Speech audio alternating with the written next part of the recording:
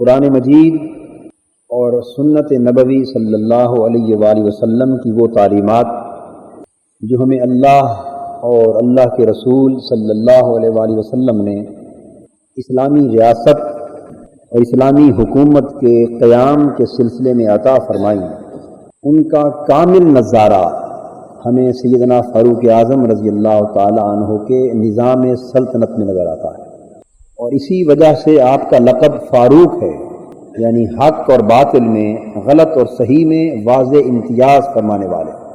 حضور نبی اکرم صلی اللہ تعالی علیہ وآلہ وسلم کو یہ ارشاد فرمایا، شاورہم فی الامر، اے محبوب صلی اللہ تعالی علیہ وآلہ وسلم اپنے رفقا کو، اپنے ساتھیوں کو اور اپنے پیروکاروں کو امر سلطنت کے فیصلہ کرنے میں، مشورہ میں شامل فرمایا کریں، ان کی رائے طلب کیا کریں، اور باہمی مشاورت کی بنا پر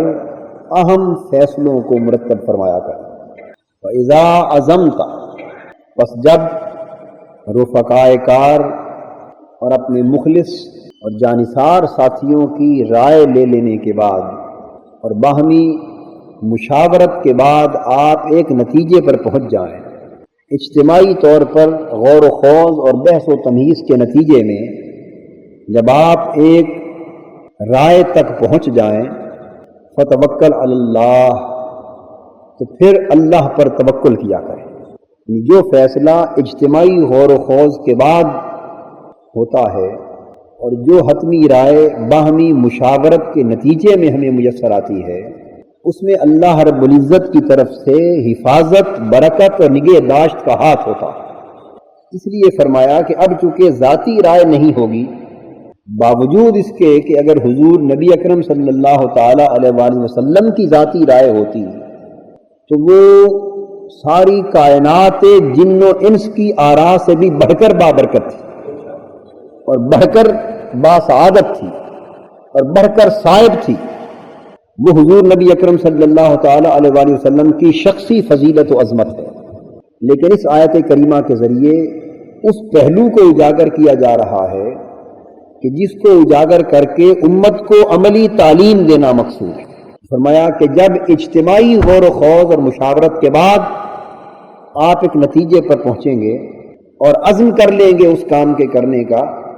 تو پھر اللہ پر توکل کریں کہ وہ رائے اللہ کو بھی پسند ہوگی۔ ان اللہ یحب المتوکلین، اب ایسے توکل کرنے والوں سے اللہ محبت کرتا ہے۔ یہ آیت کریمہ ہے جو اسلام میں تصور مشاورت کی بنیاد واضح کرتی ہے، اور یہ بات ذہن نشین فرما لیں کہ یہی وہ بنیاد اور اساس ہے جس پر اسلام نے اپنی سلطنت کی بنیاد قائم کی ہے، اور اسی سے نظام سلطنت کی عمارت کی تشکیل کی ہے۔ اور سیدنا عمر فاروق رضی اللہ تعالی عنہ کے دور خلافت میں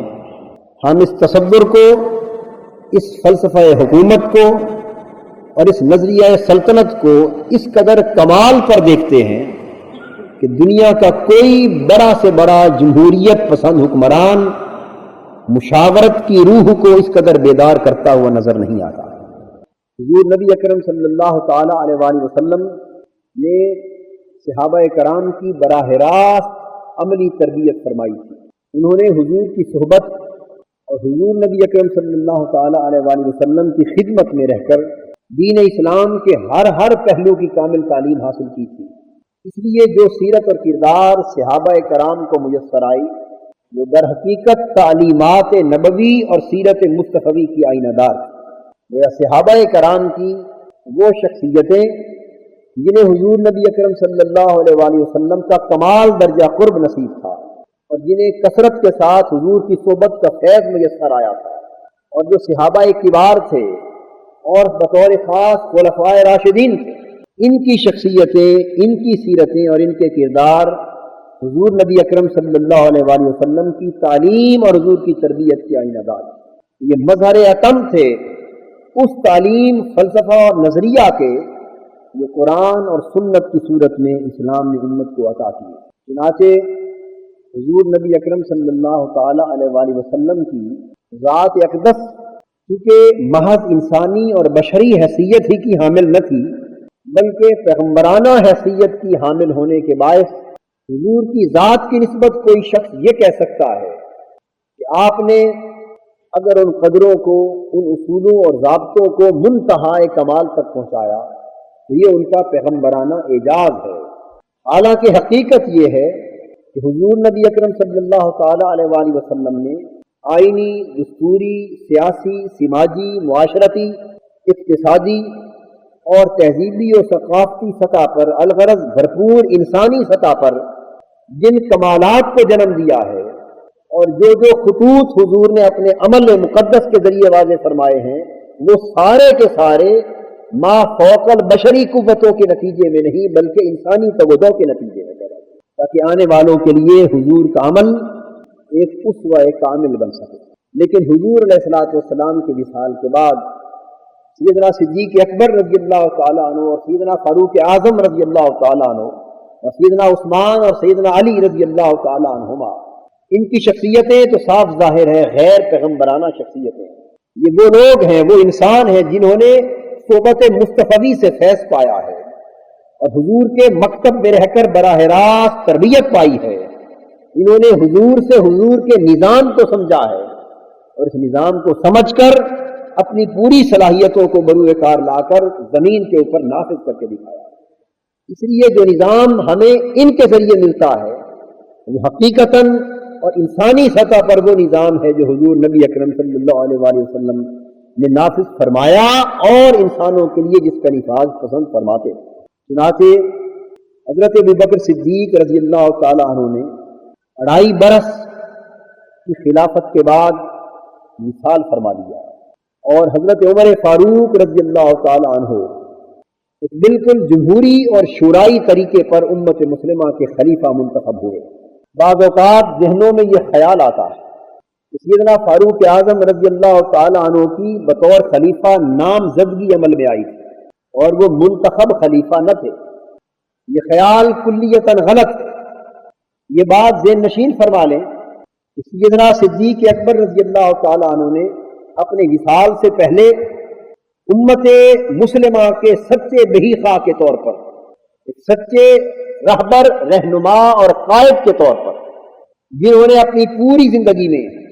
اپنے ذاتی مفاد اور منفعت کی خاطر ایک پائی تک کی رواداری قبول نہ فرمائی اور جنہوں نے وصال کے وقت وہ ماہانہ روزینہ جو انتہائی سادہ زندگی بسر کرنے کے لیے آپ بیت المال سے لوگوں کے مجبور کرنے پر لیتے رہے اور 2.5 سال میں اس کی کم و بیش رقم 8,000 درہم کے قریب پہنچ چکی ہے 2.5 سال میں، اور اس کو اگر آپ 32 مہینوں پر تقسیم کر دیں 2.5 سالوں پر تو 8,000 درہم کی رقم غالباً چند 100 درہم کے حساب سے ماہانہ بنیادوں پر تقسیم ہو جاتی ہے۔ وہ صدیق اکبر رضی اللہ تعالیٰ عنہ جنہوں نے اپنے اس 8,000 درہم کے 2.5 سالہ روزینہ کو اپنے گھر کا سارا مال اسباب اٹھا کر بازار میں بیچ کر اپنے وصال سے پہلے بیت المال میں واپس داخل فرما دیا اور یہ کہا کہ وہ روزینہ جو میں امت محمدی صلی اللہ علیہ وآلہ وسلم کی خدمت کی خاطر 2.5 سال تمہارے مجبور کرنے پر لیتا رہا ہوں، میں اس حال میں اپنے رب ذوالجلال کی بارگاہ میں نہیں جانا چاہتا کہ میں اس خدمت کا معاوضہ پیسوں کی صورت میں وصول کر کے جاؤں۔ یہ روزینہ بھی واپس اسی بیت المال کو لوٹا رہا۔ جو ہستی اتنی مخلص تھی، اتنی وفادار تھی اور ذاتی منفعت اور مفاد کے خیال سے اس قدر مبرہ، بلند اور بالا تھی، اس سے تو یہ توقع ہی نہیں کی جا سکتی کہ اس نے دین مبین کے بنیادی تصورات کو نظر انداز کر کے کسی کو نامزد کر دیا ہوگا، اور اگر نامزد کرنا ہی تھا تو پھر اپنے بیٹے کو نامزد کرتے، جیسا کہ دور ملوکیت کی تاریخ ہمیں کھلے طور پر گواہی دیتی کہ نامزد کرنے والے اپنی اولادوں کو نامزد کرتے ہیں، اپنے اعزا اور اقارب کو نامزد کرتے ہیں، اپنے خاندان کے افراد کو نامزد کرتے ہیں۔ نامزد کرنے والے اپنے اولاد اور اعزا اقارب موجود ہوتے ہوئے غیروں کو نامزد نہیں کیا کرتے۔ یہی بات سیدنا صدیق اکبر رضی اللہ تعالیٰ عنہ نے فرمائی کہ لوگوں، میں اپنے کسی بیٹے اور اپنے خاندان کے کسی فرد کو کے نام کو تجویز نہیں کر رہا، بلکہ عمر کا نام تجویز کر رہا ہوں اپنے بعد، اور یہ تجویز محض تجویز تھی، مشورے کے درجے میں، کہ اگر چاہو تو قبول کر لو اور چاہو تو رد کر دو۔ اس تجویز پر صحابہ کرام نے سیدنا صدیق اکبر رضی اللہ تعالیٰ عنہ کے ساتھ اختلاف بھی کیا، بحث بھی کی، دلائل بھی دیے اور دلائل سنے بھی۔ بالآخر وہ کیبنٹ، وہ مجلس خاص جس میں امور سلطنت کے فیصلے ہوتے تھے، انہوں نے اس تجویز کو قبول کیا اور یہ طے پایا کہ اب یہ تجویز انتخاب عام کے لیے اور استصواب عام کے لیے، ریفرنڈم کے لیے اور براہ راست ووٹنگ کے لیے پبلک کے سامنے پیش کی جائے۔ چنانچہ اگلے روز سیدنا فاروق اعظم رضی اللہ تعالیٰ عنہ کا اس میں گرامی ایک تجویز کے طور پر اسلامی ریاست کے ہزاروں اور لاکھوں افراد کے سامنے پیش کیا گیا اور براہ راست ووٹنگ کی صورت میں ریاست اسلامی کے تمام افراد نے متفقہ طور پر حضرت عمر فاروق کو اپنا خلیفہ منتخب کروایا، اور یہ انتخاب آپ کے دست اقدس پر کھلی کچہری میں بیعت کی صورت میں عمل میں آیا۔ لہذا سیدنا صدیق اکبر رضی اللہ تعالیٰ عنہ کی حیثیت نامزد کرنے والے کی نہیں، محض تجویز کنندہ کی تھی، اور اس تجویز کو اولاً شورا نے قبول کیا اور پھر شورا نے اس ریاست کے تمام افراد کے سامنے، جس کو الیکٹوریٹ کہا جاتا ہے، ریاست کے تمام ووٹر کے سامنے پیش کیا، اور براہ راست ہر شخص کی رائے دہی کے نتیجے میں آپ متفقہ طور پر امت مسلمہ کے خلیفہ منتخب ہوئے۔ تو وہ آپ کے دور خلافت کا آغاز خالصتاً جمہوری اور شورائی بنیادوں پر ہوا، اور آپ نے اپنی سلطنت اور اپنی حکومت کی بنیاد بھی اسی تصور پر قائم فرمائی۔ یہ تصور حضور نبی اکرم صلی اللہ علیہ وآلہ وسلم کو دیا گیا تھا کہ وَشَاوِرْهُمْ فِي الْأَمْرِ، اے محبوب ان کو معاملات کا فیصلہ کرتے وقت مشورے میں شامل کریں۔ یہ رسول جو اتنی صائب رائے کا مالک تھا کہ اگر وہ مخلوق میں سے کسی سے بھی مشورہ نہ کرتا اور تمام امور سلطنت کا فیصلہ ذاتی رائے کی بنا پر کرنا چاہتا تو خود اس پر اللہ کی حفاظت، اس کے علم، اس کی وحی اور اس کی ہدایت اور رہنمائی کا اس قدر عطا اور اس قدر دین تھی کہ صرف اللہ کی رہنمائی اس رسول کے لیے کافی تھی، اور عمر بھر کسی ایک فیصلے کے بھی غلط فیصلے ہونے کا امکان نہ تھا، کیونکہ اللہ حضور کا معلم اور مربی۔ تو باوجود اس کے کہ حضور مخلوق کے مشورے سے بے نیاز تھے، لیکن اپنے ساتھیوں کے مشورے کے بغیر امور سلطنت کا کوئی قدم نہ اٹھاتے۔ سیدنا فاروق اعظم رضی اللہ تعالیٰ عنہ نے اس تصور کو نکھار کر باقاعدہ نظام سلطنت کی شکل دی، اور آپ نے اپنے نظام سلطنت کی بنیاد 3 تصورات پر اور 3 مآخذ پر رکھی۔ سب سے پہلا مآخذ اسلامی سلطنت کے آئین، دستور اور قانون کا اور ساری پالیسیوں کا قرآن مجید تھا۔ دوسرا مآخذ سنت نبوی صلی اللہ علیہ وآلہ وسلم تھا، اور تیسرا مآخذ شورائے صحابہ، اور یہ اجماع امت کی صورت۔ جو مسئلہ درپیش ہوتا سب سے پہلے اسے قرآن مجید پر پیش کیا جاتا، اور اگر قرآن مجید سے اس کا حل مل جاتا تو پھر کسی کی رائے کو خاطر میں نہ لایا جاتا، پھر سنت نبوی صلی اللہ علیہ وآلہ وسلم سے ہدایت طلب کی جاتی، اور کتاب اور سنت سے اس مسئلے کی تفسیر میسر آ جاتی، تو پھر کسی شخص کو کسی مسئلے پر رائے دنی کی حاجت نہ ہوتی۔ اور اگر کتاب و سنت کے بعد کسی اور ماخذ اور کسی اور ذریعے سے آئین، دستور اور قانون کے کسی مسئلے کا فیصلہ کرنا مطلوب ہوتا تو پھر صحابہ کرام کی شورا کا اجلاس طلب کیا جاتا، اور یہ اجماع امت کی صورت۔ مشاورت کی بنیاد سیدنا فاروق اعظم رضی اللہ تعالیٰ عنہ کے زمانے میں باقاعدہ پارلیمنٹ پر تھی۔ یہ بات ذہن نشین فرما لیں، اور وہ لوگ